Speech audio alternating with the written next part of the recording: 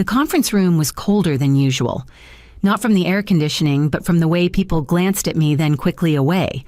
I took my usual seat near the end of the long, oval table, setting down my notebook with the same quiet precision I'd practiced for years.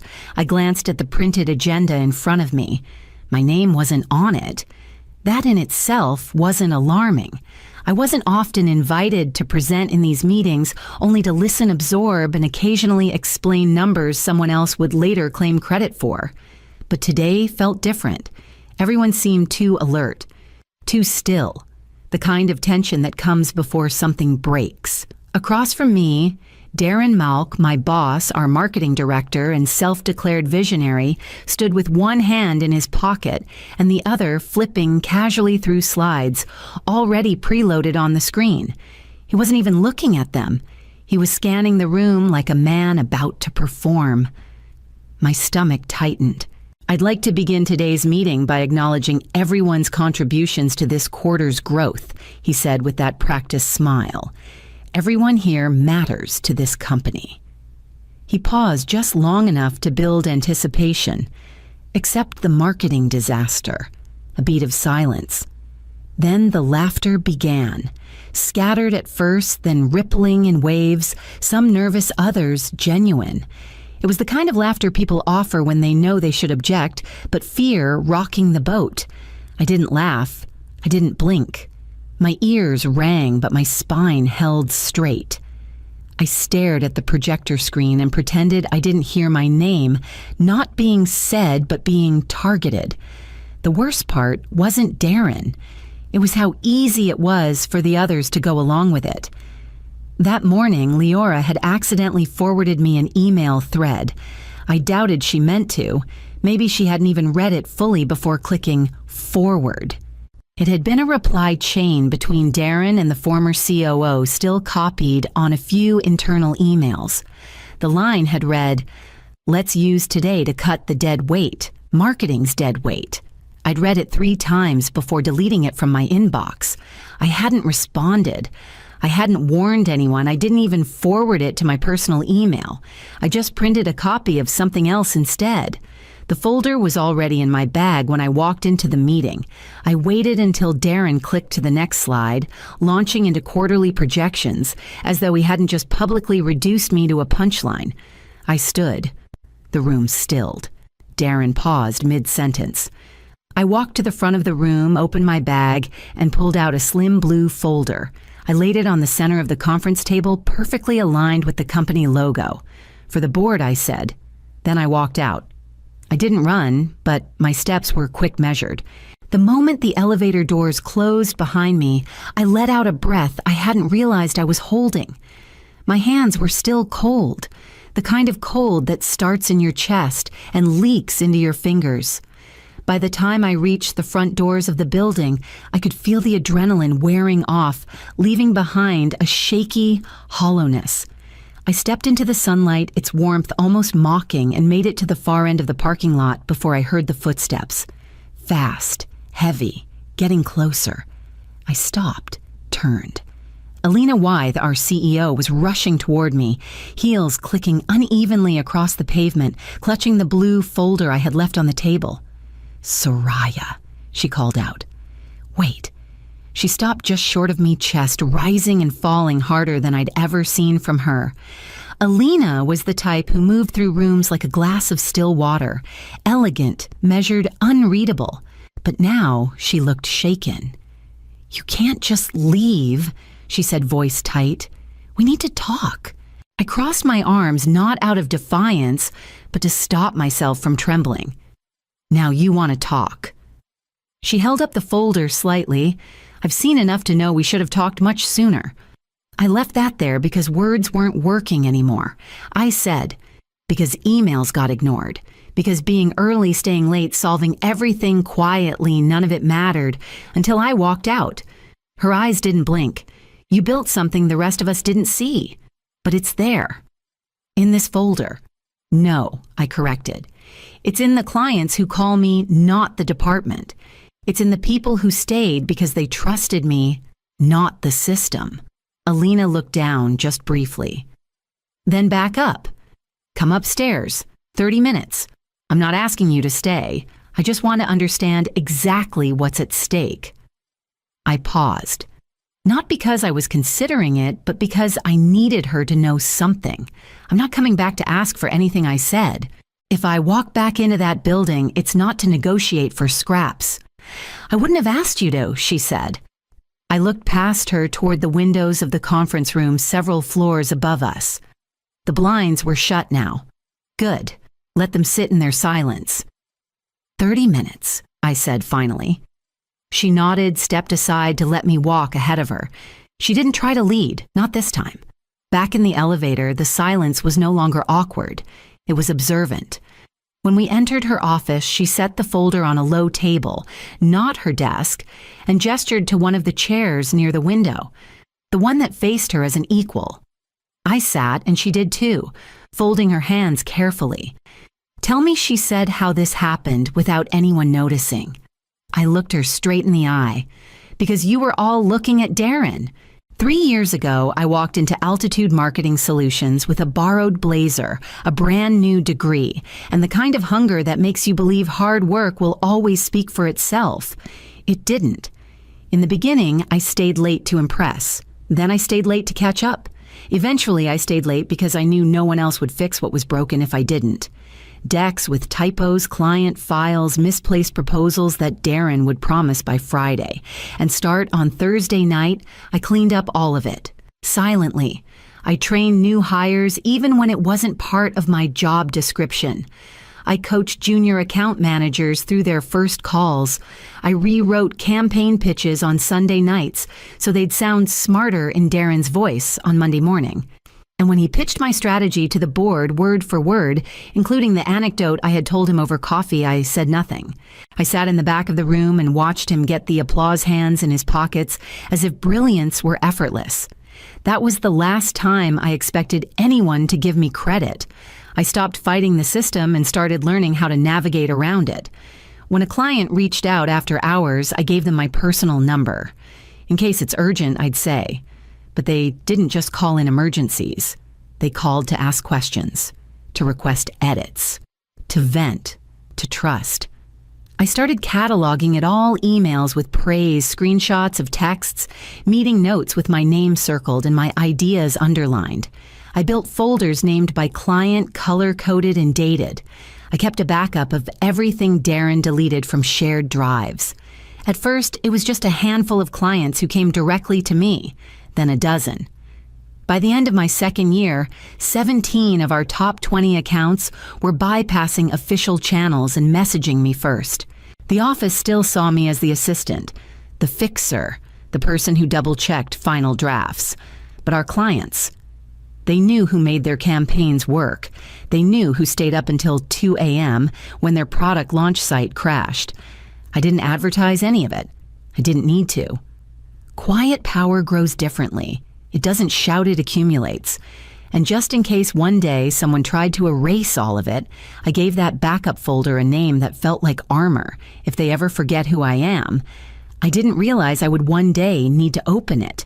Not until others started telling me the same story in their own voices. I used to think I was the only one hiding their own brilliance out of survival. But once I started paying attention, I realized I was surrounded by people doing the same, smart, capable people whose names never made it into the slides, but whose fingerprints were on everything that worked. Eaton Harlow had been the creative mind behind our most viral campaign, the one that landed us 2 new tech clients in a single quarter. I remember watching Darren present it at an industry conference, calling it his instinctive breakthrough. Eaton stood in the back, arms folded, face unreadable. He clapped when everyone else did. Then he went back to his desk and kept designing. Naveen Solis built the analytics dashboard that turned our reporting process from chaos to clarity. The dashboard was now branded as a senior innovation initiative, complete with a logo Darren slapped on top. The only person who ever thanked Naveen directly was me, and that was usually through Slack. and Delia Thorne Delia was the architect behind our best-performing client engagement system. She quietly reworked our entire customer onboarding process over 6 months, smoothing out pain points that no one else had even bothered to notice. Darren referred to it in leadership calls as the Thorne model, as if that acknowledgement alone made up for how he spoke over her in meetings. We all knew. We all whispered. The frustration lived in the spaces between us, side glances when a manager took credit, sighs in the kitchen when a project was praised with the wrong name, attached careful venting after hours at dive bars or inside chat threads labeled drafts so they wouldn't be flagged. But no one ever did anything, not until I left that blue folder on the table. That night, I messaged each of them separately. I didn't explain much. I just said, things are changing. If I'm going in, I'm not going alone. Eaton was the first to reply. Say when. Delia's answer came next. Finally. Naveen sent just one line. Let's burn the old blueprint. We met the next day unofficially in the unused training room at the end of the hall. We didn't shout. We didn't scheme. We aligned. They reviewed my proposal draft, added metrics, systems names. We pulled reports, outlined roles, traced every client back to the real relationship holders. We didn't need permission. We already had the proof. When we finished, I looked around the table and realized something I hadn't let myself believe until that moment. I wasn't just doing this for me anymore. I was doing it with them. And we were ready. The boardroom was as silent as I expected it to be when I walked in behind Alina. 10 polished faces looked up, some surprised, others immediately guarded. Darren was already seated at the table, one arm thrown casually over the back of his chair, the other tapping a capped pen against his thigh. He didn't blink when he saw me, just tilted his head slightly like I was an unexpected but unthreatening guest at his dinner party. Alina took her seat at the head. I remained standing. I'd like to begin by addressing a structural issue that has quietly undermined our client operations for the past 3 years, I said. No pleasantries, no preamble. I opened my laptop connected to the screen and walked them through what they never bothered to look at. Client messages, direct praise, requests to work only with me. I showed screenshots of 2 a.m. troubleshooting texts about campaign emergencies, last-minute pivots that saved accounts. I explained how the attribution model in our CRM listed Darren as primary contact for 17 top-tier clients, yet only 3 of those clients had spoken to him in over a year. Then I gave them a glimpse of the system I proposed. For a moment, the room was still. Then Darren stood up. "She's support," he said smoothly. "I'm the face, the relationship builder, the reason clients come to us in the first place." A few board members shifted in their seats. One of them, a woman named Madeline, who had barely glanced at me when I walked in, flipped through her folder again. Her expression darkened. Another opened to the tab, labeled Client Testimony, Westridge. I didn't look at Darren. I clicked to the final slide. "I'd like to play a voicemail," I said. It was short, just 11 seconds. "We're only staying with Altitude because of Soraya. If she leaves, we're going with her." Silence. The real kind. Not polite, not strategic, just still. Alina spoke next, her voice neutral but firm. "The recommendation is as follows: a new department, Client Relationship Services, led by Soraya Velen, effective immediately." She turned slightly. "Darren will be reassigned to lead generation and new business outreach. All existing accounts will be transitioned over the next 30 days. The vote was unanimous. No discussion, no abstention. I closed my laptop, slowly slid it into my bag, and nodded once. Outside the room, the air felt heavier somehow, like the building itself had shifted beneath its foundation. Alina walked beside me in silence, and for the first time, it was Darren who followed. By Monday, the silence in the office had changed. It wasn't indifference anymore, it was fear. Controlled, professional, clipboard-holding fear. People who used to speak over me in meetings now chose their words carefully. Some avoided eye contact. A few didn't come in at all. 2 senior managers submitted their resignations within 48 hours. Neither gave reasons, but everyone understood. The upcoming audit of client relationships would strip their facades clean, and they didn't want to stay long enough to watch the illusion unravel. That week, I stood in front of the entire staff in the main conference room. This time, not at the edge of the table, not on the sidelines, but beside Alina.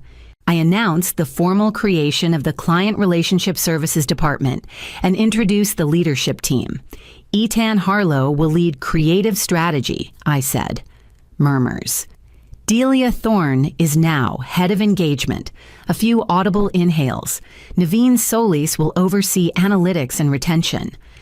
I saw one of the project leads, the one who used to call Naveen Data Boy, blink 3 times in a row and look down.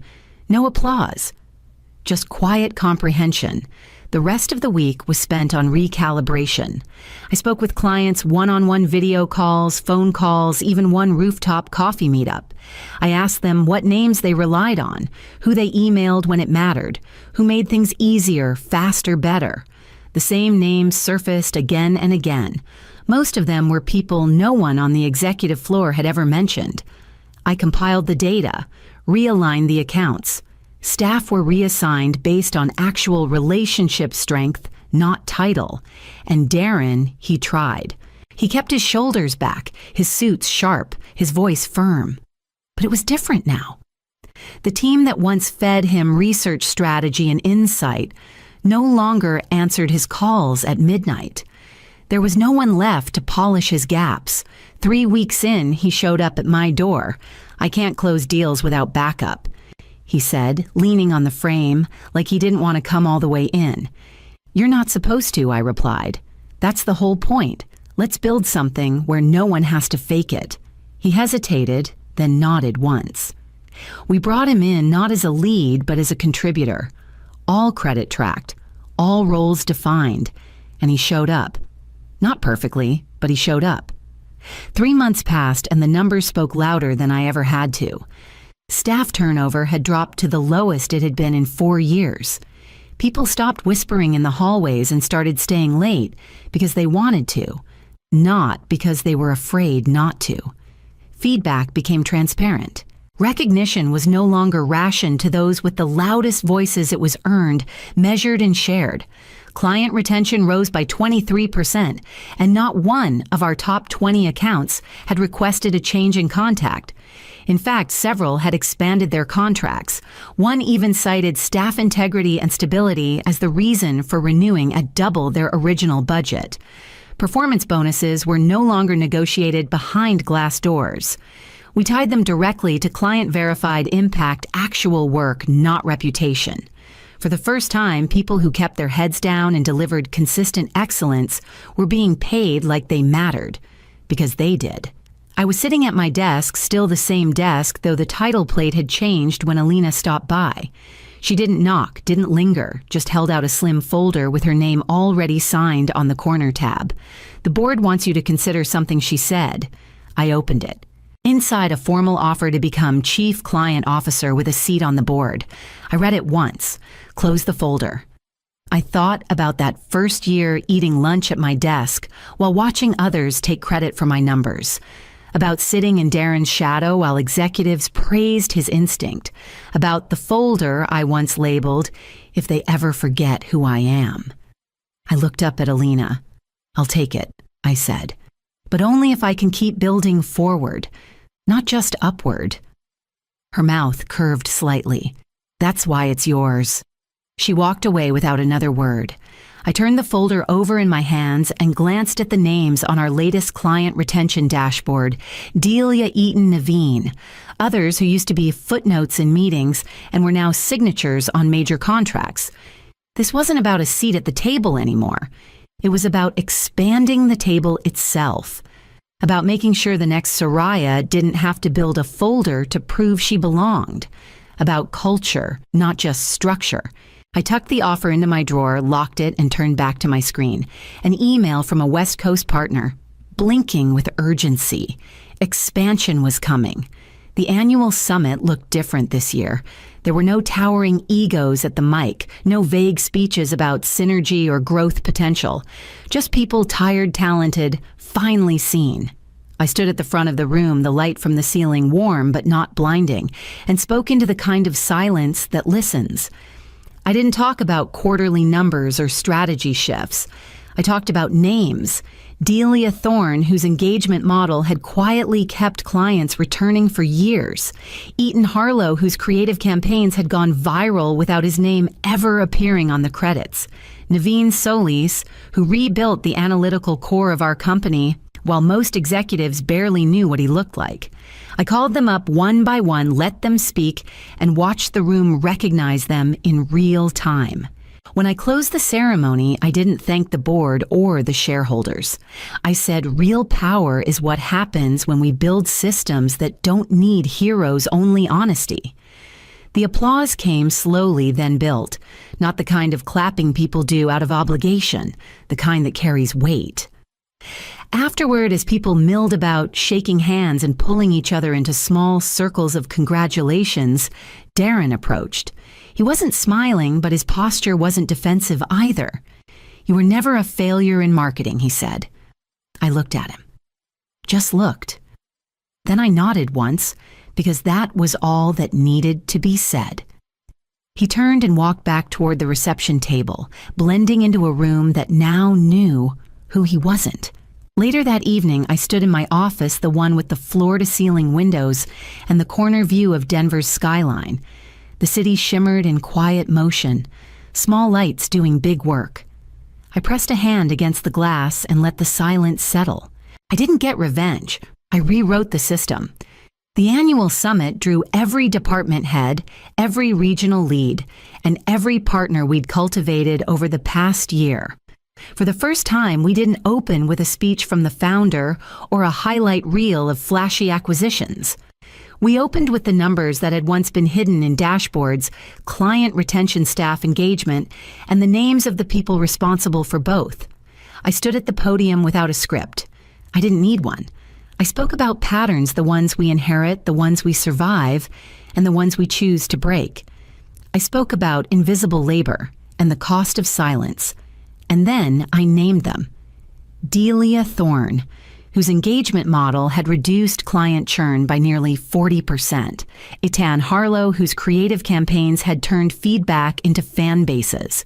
Naveen Solis, whose insights predicted client exits before they happened. They stood when I called their names. The applause was real earned, not instructed. I ended with a single line that had come to define everything I believed. Real power is what happens when we build systems that don't need heroes-only honesty. The applause swelled. Not polite, not rehearsed, the kind that made my chest ache a little from how long I'd gone without it.